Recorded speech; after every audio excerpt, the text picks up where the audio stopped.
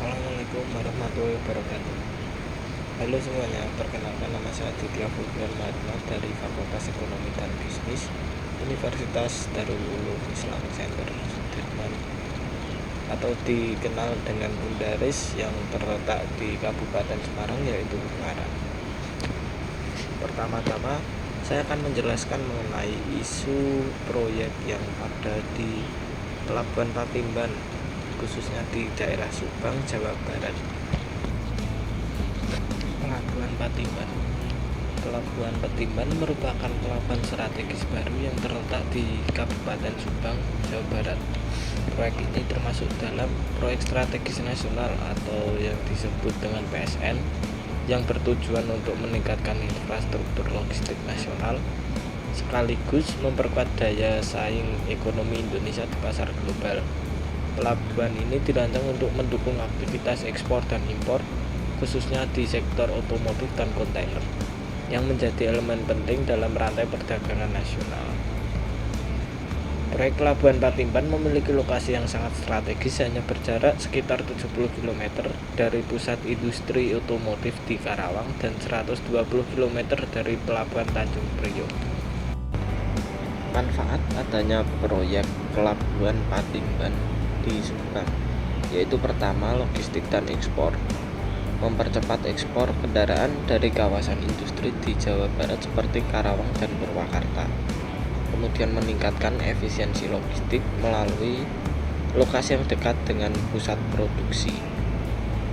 Kedua, mengurangi beban Pelabuhan Tanjung Priok, yaitu Pelabuhan Patimban akan mengambil sebagian besar volume ekspor impor yang sebelumnya ditangani Tanjung Priok.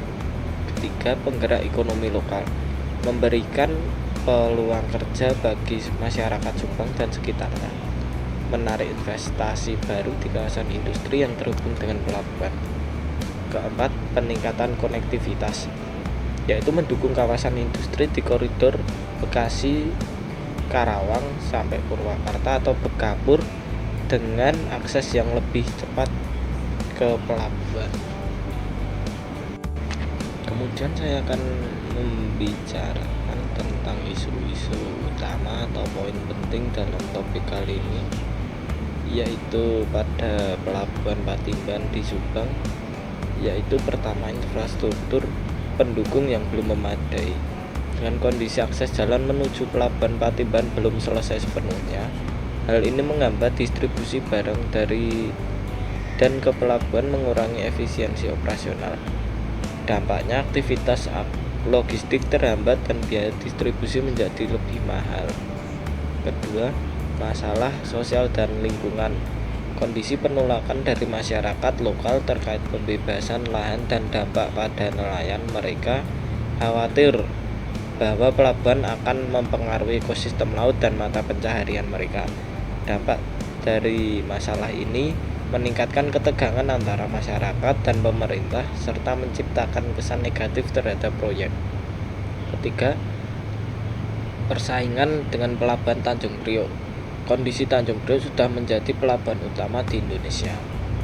Memindahkan sebagian besar aktivitas logistik ke Patimban membutuhkan waktu dan upaya untuk menarik pelanggan.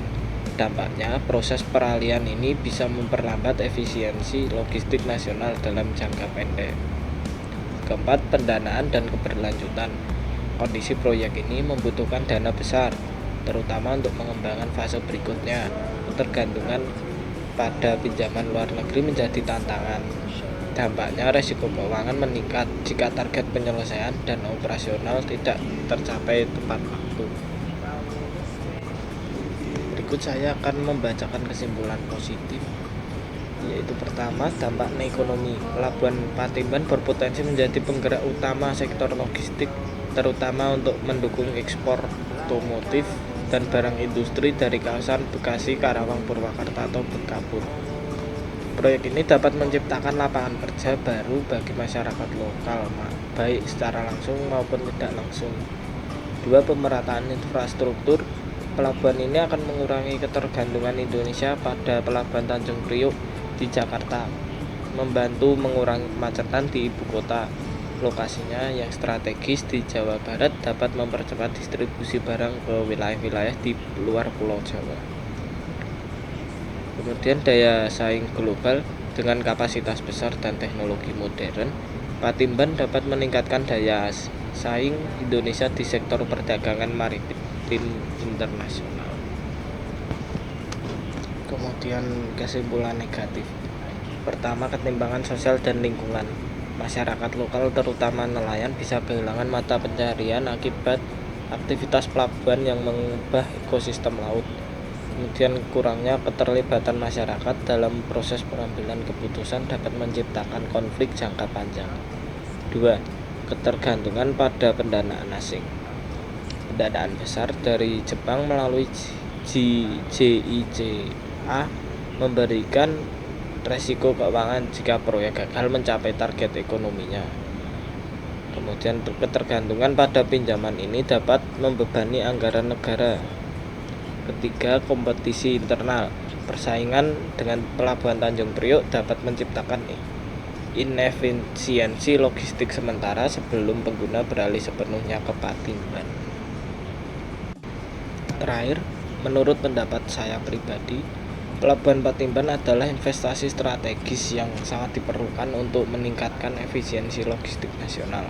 Namun, keberhasilan proyek ini tidak hanya bergantung pada penyelesaian fisik pelabuhan, tetapi juga pada pengelolaan isu sosial dan lingkungan secara inklusif. Pemerintah harus pertama, mempercepat pembangunan infrastruktur pendukung seperti jalan tol dan kereta barang untuk memastikan konektivitas yang baik. Kedua, melibatkan masyarakat lokal dalam dialog terbuka untuk menyelesaikan konflik lahan dan memberikan solusi bagi mata pencaharian yang hilang. Ketiga, mengelola dana secara transparan untuk meminimalkan resiko keuangan. Jika semua tantangan ini dapat dikelola dengan baik, Pelabuhan Patimban memiliki potensi besar untuk menjadi ikon baru kemajuan infrastruktur Indonesia. Namun, jika isu-isu ini diabaikan, proyek ini bisa menjadi contoh lain dari investasi besar yang kurang maksimal dampaknya. Sekian, terima kasih.